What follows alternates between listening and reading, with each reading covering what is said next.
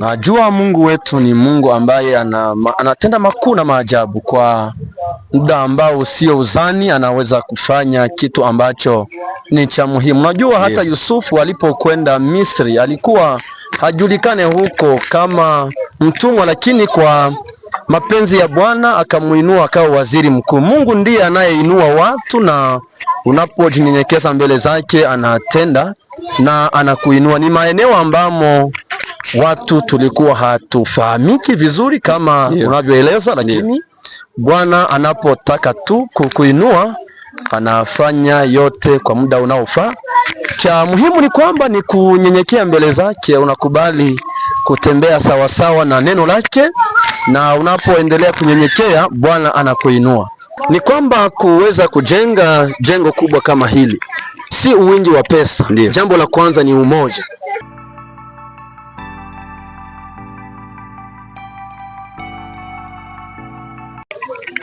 Hapa tuko kwenye jengo kuu la kanisa la Nyabibwe, jengo la kifahari, nyumba nzuri ambayo itamletea Mungu tukufu. Kwa kweli nyumba kubwa sana, na unasikia mlio ya vifaa vya kazi hapa, majengo yanaendeshwa hapa. Napatikana na mume, utaweza kujitambulisha baba?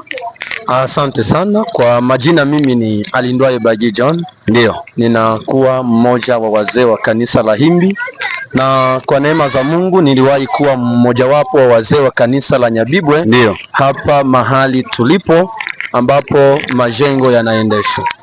Asante sana. Unasema wewe ni mkaaji wa Nyabibwe, hata ulikuwa mzee hapa, kwa sasa unapatikana hapo Goma, na tayari wewe tu umeendesha kazi yako ya uzee huko. Aliniwaye kuona umefika huko Goma na kukupatia hiyo uaminifu ya kuwa mzee. Je, ukiwa ulikuwa mzee mahali fulani unahama hapo automatically unakuwa mzee huko, wala mambo yanaendeleaje na ili uonekane ya kwamba huko hata pia umekuwa mzee? Najua kazi ya Bwana ni yeye ndiye mwenyewe anachagua watu, si binadamu wanaochagua, lakini Mungu anawatumia ili kwamba wakamilishe mpango wake. Amina. Tunapokuwa tumetoka katika maeneo ya Nyabibwe na kujielekeza huko Goma, ni kwamba tuliendelea kufanya kazi ya utume ambayo itiwa kuifanya. Na huko tukaendelea na kazi hiyo kwa sababu ni kazi ambayo tumekubali kuifanya, na mwaka huu basi tukaweza tena kupewa majukumu yale ya kuliongoza kanisa. Mkateuliwa? Ndio. Mwaka huu ndio umeteuliwa, wala hicho kipindi ambacho ulienda huko uliendelea kwa mzee huko? Katika mwaka huo ambao nilikuwa huko, uchaguzi tayari ulikuwa umeendeshwa. Ndio. Nilikuwa mshiriki kama wengine, nilifanya kazi pamoja na wengine, na ni kwa mwaka huu ndipo sasa nimechaguliwa. Ubarikiwe sana. Hiyo inaonyesha kwamba ulijiweka kazini ukatumika sana. Sasa wewe ukuwa Mungu, unaonaje kuona wewe hujulikani huko Goma zaidi? Ulikuwa hujulikani sana, lakini kwa kweli umejikuta mmoja kati ya wazee wa kanisa la Himbi. Hilo kwa kweli unapofikiri unalichukuaje? Najua Mungu wetu ni Mungu ambaye anatenda makuu na maajabu. Kwa muda ambao usio uzani anaweza kufanya kitu ambacho ni cha muhimu. Najua hata Yusufu alipokwenda Misri alikuwa hajulikane huko kama mtumwa, lakini kwa mapenzi ya Bwana akamuinua akawa waziri mkuu. Mungu ndiye anayeinua watu, na unapojinyenyekeza mbele zake anatenda na anakuinua. Ni maeneo ambamo watu tulikuwa hatufahamiki vizuri kama unavyoeleza, lakini Bwana anapotaka tu kukuinua anafanya yote kwa muda unaofaa. Cha muhimu ni kwamba ni kunyenyekea mbele zake, unakubali kutembea sawasawa na neno lake, na unapoendelea kunyenyekea Bwana anakuinua. Amina. Ubarikiwe sana kwa kweli. Unapofika mahali fulani, we mshiriki, ikiwa umehama, usifike hapo ukae kitako. Hakuna kile ambacho kinajileta, inaomba kutumika kazi, na kupitia hiyo kazi Mungu anajitukuza na kukuinua zaidi. Sasa nadhani hapo kwenye kanisa la Himbi kuna wazee wengi. Kuna wazee wa kanisa ngapi? Hapo tunakuwa na wazee wa 7 ambao wanaliongoza kanisa. Amina. Na wakati walipiga kura ili uonekane hapa, kwa kweli iliendekaje kujikuta hata umerudi huko nyumbani? Ni kwamba tulikuwa na mpango mzuri wa nyimbo hapa Nyabibwe ambao uliendeshwa Sabato ya tarehe 6. Ndio.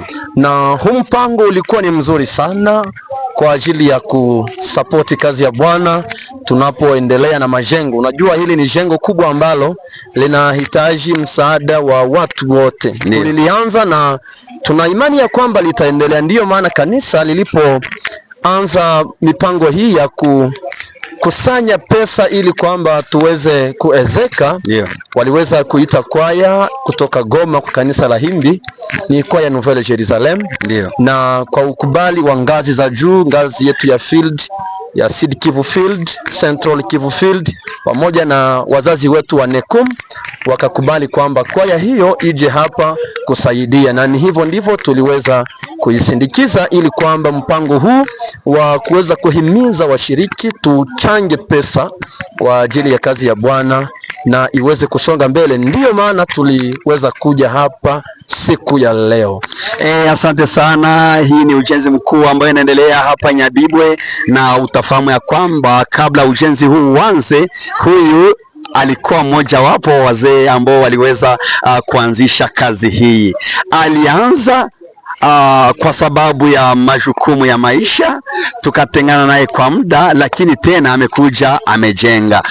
Sasa baba, unaona hii jengo ni kubwa sana, jengo la kihistoria. Hata kwenye ngazi za juu za kanisa la Wasabato wanalishangalia, na nakumbuka hata kwenye section ambayo ilifanyika hapo Goma kwenye uchaguzi wa viongozi, wakati Blasius Ruguri alikuwa amekuja, kwenye ripoti alizozipewa, kanisa hili la Nyabibwe linapatikana ndani. Hiyo kwa kweli tuipokeje sisi watu wa Nyabibwe, kwa sababu sio rahisi. Blasius Ruguri, mkuu wa division, kuona ameshangalia pia hata jengo na kutoa shukrani kubwa kwa watu wa Nyabibwe. Watu wa Nyabibwe kwa kuona hata zamani tulikuwa tukiogopa mambo makubwa, lakini tumejitolea malengo makubwa. Kwa kweli, neno gani unalo kwa ajili ya hili jengo ambalo limeonyesha kwamba hata kwenye Kivu ya Kusini wanaweza? Najua jambo la kwanza ni kumshukuru Mungu. Najua jengo hili ni kubwa kabisa, tena la kifahari. Ndio. Linajengwa kabisa katika mtindo wa kisasa. Ndio. Na linajulikana ni Mungu tu ndiye alikusudia hiyo, na ndiyo maana kwanza ni kusema sifa zote zimrudilie, kwa sababu yeye ndiye alikusudia hivyo. Na tunashukuru sana wachungaji na wazee walioanzisha njozi hizi na washiriki wote ambao waliendelea kuzikamilisha wanapoleta michango mbalimbali, ili kwamba jengo hili liweze kusimama kwa ajili ya utukufu wa Mungu. Najua hata kupita hapa tu watu wanapopita wanalitazama. Hii ni injili kubwa, na wengi wanabatizwa hata tu wanapoona majengo ni mazuri ya kifahari, wanakuja, inawavutia na kupenda kanisa hilo na wanabatizwa hata. Ndiyo maana na shukuru washiriki wote ambao wametoa michango yao, wametoa nguvu zao ili kwamba jengo hili liweze kusimama. Ubarikiwe sana, ubarikiwe sana. Ili kuanza jengo inaomba kukuwa na franka tu, mlikuwa na hela nyingi wala mnafanyaje kwa ufupi, ili watu waweze hata na wengine, ikiwa wanaweza kuanza kujenga, watumie siri gani mliotumia kwa ufupi, ili mpate hela na kuanza kazi hii, mradi mkubwa kabisa? Ni kwamba kuweza kujenga jengo kubwa kama hili si uwingi wa pesa. Jambo la kwanza ni umoja. Watu wanapokuwa na umoja, na umoja unaleta nguvu. Na hivi sasa kwa michango kidogo kidogo katika umoja, washiriki wengi wanapoungana pamoja, mmoja analeta kidogo, mwingine kidogo, tunapoweka pamoja kinakuwa kikubwa sana. Na hivi ndivyo tulipoanza, ni miaka 2 tu na jengo basi likasimama vizuri hivi, na hapa tunakaribia mwisho kabisa. Ndiyo maana kidogo kidogo kwa wale ambao wana njozi pia za kuanza na wao majengo kama na haya, tunawaunga mkono pia na wao.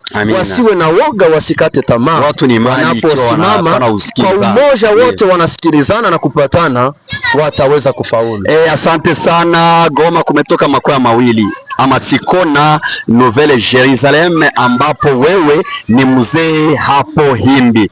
Kwa kweli ni kwaya nzuri, wamebariki watu wengi. Kwa kweli wewe neno gani kwa wale ambao kanisa ambayo inalea hao wanakwaya wameimba? Kazi hii imebarikiwa na tunaweza kuwa na ushuhuda ya kwamba tayari kanisa itajaa. Kwa kweli nataka utoe neno kwa ajili ya hizo kwaya zote ambazo ziliweza kuchapa kazi na kusapoti kazi ya Mungu, hasa hizo kwaya ambazo na wewe umezisindikiza, kwa sababu unaposindikiza niseme kundi fulani, unakutana Mungu ametumia na kufanikisha hiyo kazi na unasikia unabarikiwa. Kwa kweli usipite pasipo kusema neno fulani, kwa sababu hata milioni ya watu, uwanja ulikuwa umefurika. Ilikuwa tamasha kuu ya kihistoria. Inatukumbusha hiyo tamasha ambao Acacia Singers ilikuwa imefika hapa. Kwa kweli ilikuwa mubaraka tele, na hata mzee alikuwa anaacha fimbo aweze kufanya nini, aweze kujisikia amekuwa kijana. Neno gani kwa ajili ya hawa waimbaji ambao waliwasindikiza? Kwamba tunashukuru makwaya zote ambazo zilikubali mwito wa kanisa la Nyabibwe na wakakuja hapa ili kusapoti mradi huu. Kweli walijitahidi sana, walifanya safari ndefu tena ambazo ni ngumu, lakini walionesha usujaa wao. Amina. Ni kwamba tunawaombea mibaraka, Bwana apate kuwabariki. Kazi ambayo walikuja kuifanya, ambayo Mungu aliwaita kuifanya, kweli waliifanya vizuri. Kipekee ni shukuru kwaya Nouvelle Jerusalem ambayo ni ya kanisa letu la Himbi kwa ukubali pia wao, kwa sababu walisimama kama masujaa na wakajibu mwito huu ambao ulikuwa umepewa kwa wao. Walipokuja ni jambo la furaha kubwa, kwa sababu kazi ya Bwana waliitenda hapa na imesonga mbele. Hivi washiriki wote wa kanisa la Himbi waliounga mkono mradi huu na kusindikiza watoto wetu Nouvelle Jerusalem, Mungu nanyi pia apate kuwabariki. Mungu abariki kwa kweli kanisa la hapo Himbi. Niliona hata mlikuja na magari za kifahari. Ni magari kwa kweli yameshangaza hata mjini. Mungu kwa kweli ameonyesha kwamba amebariki watu wa Mungu, ila naye mtumikia Mungu kwa kweli iwezekana aweze kuwa maskini. Magari haya ni ya kifahari. Kanisa ndiye imefanya jambo hili, wala ni kwaya binafsi? Kwa kweli najua kanisa na kwaya ni kitu kimoja, hatuwezi kuvitenga. Wote tunatumika kwa umoja, kwa sababu kazi ya Bwana inakusudia kuwa na umoja katika mambo yote. Hivyo nasema tu ni kwamba kwaya inapofanya kitu ni kanisa ndiyo ambayo imefanya, kwa sababu sote tunatumika na tunatenda kwa umoja. Hivi tushukuru tu kanisa lote kwa ujumla ambao walihusika katika mpango huu. Asante sana, ubarikiwe. Kabla tuweze kuhitimisha kipindi chetu, wewe mzee wa kanisa Alindwaye Bagi, kwa ufupi tuambie umuhimu wa mzee kusindikiza kwaya inapoenda kwenye huduma. Wao wenyewe hawawezi kujisindikiza wala hawawezi kujiongoza. Najua ni jambo nzuri sana watu wanapokuwa pia pamoja na viongozi wao. Si kusema kwamba wao hawezi kujiongoza wenyewe, lakini hata kuwa pamoja na viongozi inawatia tena nguvu na inawaonesha ya kuwa kazi hii ambayo wanaifanya ni kazi ya watu wote. Kanisa lote kabisa linawaunga mkono na linakuwa nyuma yao wanapokwenda na mzee. Hii ni jambo nzuri, kwa sababu inawatia nguvu na inawaonesha ya kwamba kazi hii wanayoifanya ni kazi ya kanisa lote kwa ujumla. Asante sana, ubarikiwe. Kabla tuweze kuhitimisha kipindi hiki, tutaweza kuzunguka kidogo, tuoneshe kazi kwa ufupi ambayo inaendeshwa hapa na hili jengo ambalo wewe mwenyewe uliweza kulianzisha pamoja na wazee wengine na waamini wote ambao waliweza kukushiriki ili kazi hii iweze kufanyika. Uweze kutuambia kwa uchache kazi ambayo inaendeshwa katika nyumba hili, kanisa la Mungu la kumtukuza. Ni kwamba tumemaliza mpango wa kwanza wa tunasimamisha matofali. Ndio. Na hiyo kabisa imekamilika. Hapa mahali ambapo tunafikia, ndio tuko ndani ya jengo kabisa. Kuwa ndani ya jengo, kama unatazama video hii ni kwamba hapa tunaanza sasa kuweka manjanja. Ndio. Unapotizama juu ni kipindi sasa cha kuweza kuwezeka ili kwamba humu kuonekane kwamba kuna kivuli ambacho kitasaidia watu wanapofanya ibada humu, wao wamekaa mahali ambapo ni safi, panatulia na ambapo panawabariki. Ndiyo maana saa hizi kazi za kuezeka zinaendelea na ufundi kabisa unakuwa vizuri sana hapa. Asante, naona sio manjanja ya kawaida kwa kweli. Naona ni kitu kikubwa ambacho mmekifikiria. Haya manjanja mkilinganisha, sio haya manjanja ya kawaida wala. Tuambie kidogo kuhusu haya mabati. Ni kwamba mabati haya ambayo tunayaweka hapa nayo ni ya kifahari. Ndio. Moja linakuwa na mita 6, ni ndefu sana kabisa, kwa sababu kanisa hii nao ni kubwa sana. Ndiyo. Na inabidi sasa kuonekane kabisa vitu ambavyo ni vya kisasa, na ndizo ambazo zinawekwa hapo ni hizo ambazo ni nzuri sana, ambazo zitadumu muda mrefu. Ubarikiwe sana. Hapo tuko ndani ya jengo, kazi zinaendeshwa. Kuna mhandisi engineer Pastor George akiendesha kazi hapa, ni yule ambaye alianzisha kwaya Injili Family, na hata naweza kusema ni mshauri katika kwaya hiyo Nouvelle Jerusalem. Unaweza kutuambia, kwa kweli naona kwaya hata imefika hapa, hata naye alikuwa akiimba. Huyu mhandisi mliweza kufahamuje ya kwamba anafanya kazi hii na iwezekane kuwa ndiye awe kuwa bora kwa kufanya kazi hii? Kwa ufupi, najua ni kwamba huyu ni mtumishi wa Mungu, ameshitolea kazi ya Bwana tangu zamani. Ndio. Ni kiongozi kabisa mashuhuri wa kanisa. Ndio. Ameliongoza muda mrefu na anaendelea. Amina. Hivi ni kwamba yeye anapoendelea kusapoti kazi na hii kazi hata ya ujenzi, anaishughulikia, anaitenda vizuri kwa sababu ni kazi yake. Ndio. Anapokubali kuifanya, alisema ya kwamba mimi pia nitakwenda kuifanya kwa sababu huu ni mwito ambao niliupewa kumjengea Bwana. Sijawahi kuona aliyemjengea Bwana na akafadhaika hata siku moja. Ndiyo maana akakubali kutoka maeneo ya Goma kuja hapa ili aweze kumjengea Bwana. Na ndiye ametia hii sharpant. Ni yeye kabisa ndiye ameweka vyote kwa usawa. Unapoona vyote ni yeye ndiye anayeviweka. Ubarikiwe sana. Tunapokaribia kuhitimisha kipindi chetu cha siku ya leo, wale tunaona pesa zimetolewa kwa yule ambaye anaweza pata kitu kidogo, tuseme basi tumejaza kupitia michango ya hapo jana, wala kuna mwito tena kwa wale ambao wanaweza kuwa na neno fulani kwa ajili ya kazi hii? Ndiyo kabisa, tunashukuru kwa jambo hilo. Watu wa nia njema, ndio ambao wana mioyo ya kutoa, tunaendelea kuwanyoshea mkono ili kwamba waendelee kusapoti kazi ya Bwana. Ndio. Kazi ingali kubwa sana.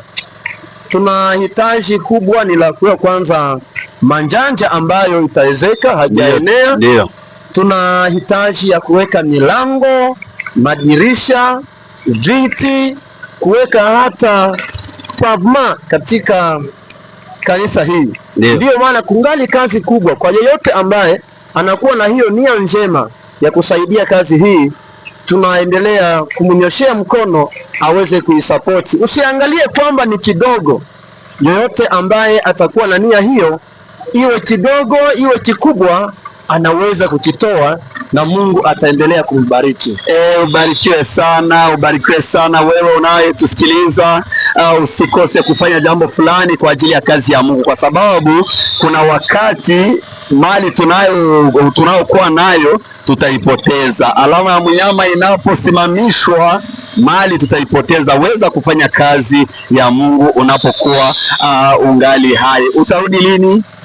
Mimi nitarudi katika juma hili ambalo tunakuwa ndani. Ndio. Nina siku tu moja hapa Nyabibwe na kisha ninarudi maeneo ya Goma. Na kikawaida kazi gani unayoifanya isipokuwa kazi ya uzee? Mimi ni mmoja wa walimu wa shule la Kisabato Bethel hapo Goma. Ni shule la Union yetu ambalo linajengwa hapo kwenye makao makuu ya Union yetu ya Nekumu. Asante. Na kuna wale ambao wanasema wanakuita mchungaji, wengine wazee wa kanisa. Je, wewe ni mchungaji wala kwa nini wala mipango gani unazo kwa ajili ya hilo jina ambalo kwa kweli limekuwa limejulikana sana, watu wanakuita mchungaji? Wewe ni mzee tu wala unafikiria nini? Ni kwamba kwanza mtu anapokuwa mzee ni mchungaji. Ndio. Na mchungaji pia ni mzee. Hii ni neno moja kabisa. Ndio. Mchungaji, mzee ni neno moja. Ndio. Kwa sababu wote wanafanya majukumu ya kulichunga kanisa la Bwana. Ndio. Ni kwamba sasa kuna wale ambao ni wachungaji ambao ni wa miaka yote. Ndio. Na kuna wale ambao wanalichunga kanisa ni mwaka mmoja, baada ya huo mwaka wanaweza kupumzishwa. Ndio. Hao ni wazee wa makanisa ya mahalia. Ndio. Na wale wazee wengine ambao ni wachungaji wanachunga makanisa mengi na wanaweza kuhamishwa. Pia ninakuwa na mradi huo wa kusoma masomo ya chuo kikuu ya teolojia. Ndio. Ili niendelee na kazi hii ya uchungaji. Ubarikiwe sana, ubarikiwe sana. Msikilizaji, utaelewa ya kwamba wilaya ya Mbinga ni mojawapo ambao ina vijana ambao wameenda jifunzia kazi ya uchungaji hapo Goma. Wanaendeleaje na mambo ya shule? Ni kama mzee uliyewalea hapa kanisani na unajikuta huko tayari wameanza hiyo kazi ya uchungaji. Wilaya ya Mbinga ina vijana wengi sana ambao wamepata wito wa Bwana na wamekubali kusimama. Ndio. Na kwenda ili watayarishwe kwa kazi hii ya uchungaji. Ndio. Wanaendelea vizuri na Bwana atakapoendelea kutuimarisha mwaka huu wa kwanza watakuwa wamemaliza. Amina. Na sasa watakuwa wanaandaliwa kuingizwa kazini kwa siku za usoni. Asante. Unaweza tukumbusha wilaya ya Mbinga wale ambao iliweza kuwateua huko, ili kwa kweli na waumini ambao wanapatikana huko waendelee kujikuta kwamba ni ndugu zao katika Kristo? Tunakuwa na yule anayeitwa Munguiko Harera. Ndio. Huyu anafanya L3 ya teoloji. Alitoka katika kanisa gani hapa kwa wilaya ni Mbinga? Katika wilaya yetu ya Mbinga alitoka ndani ya kanisa la Butondo. Ndio. Tuna mwingine ni Bienfait Bishirambona, naye anafanya L3. Ndio. Naye pia ni wa wilaya ya Mbinga, kanisa la Butondo. Hawa ni vijana ambao walipata mwito wa Bwana na wamesimama kwenda kutayarishwa huko, wanatumika vizuri, wanafaulu ya kuwa wachungaji. Ndio. Tunawashukuru Mungu kwa sababu wanafaulu katika majifunzo yao. Amina. Na huu ni mwaka wa 3 ambao wanauanza. Tuendelee kuwaombea ili waweze kumaliza vizuri, kwa sababu tangu walipoanza walifaulu vizuri na inaonyesha ya kwamba walipata wito wa Bwana. Mzee, kwa niaba ya Ethan Media tunakushukuru sana kwa kweli. Kwa ujumla wasalimu watu wa Goma. Kwaya nzuri kwa kweli zimetubariki, tumelishwa kiroho, tumeweza kusapotiwa na kazi ya Mungu itasonga mbele. Kwa kweli salamu zetu zifikishe huko. Ni kwamba tunawashukuru watangazaji na wale wanaohusika na idara ya mawasiliano. Amina. Katika wilaya ya Mbinga, ndugu Ethan Pacific pamoja na mtu wa Mungu Shukuru Sekamana Brice. Hawa Amina. Wanafanya kazi kubwa. Tunawashukuru kwa kazi hii ambayo mnaifanya ya Bwana kupitia mitandao ya kijamii na kupitia mambo mengine, ili kwamba habari iweze kutangazwa. Hii nayo pia ni mojawapo ya njia ambazo kanisa inatumia ili kutangaza Injili. Tunawapongeza sana, muendelee mbele na tunawapenda sana. Pia tunawashukuru kwa maongezi haya ambayo tumekuwa nayo. Muweze kubarikiwa. Asante sana. Ni kwa namna hivi tunamaliza kipindi chetu. Ni kushukuru sana mzee, unaporudi Mungu atakuongoza, na nadhani waimbaji tayari wameanza safari. Mungu atawalinda. Amen. Kwa kweli ubarikiwe sana.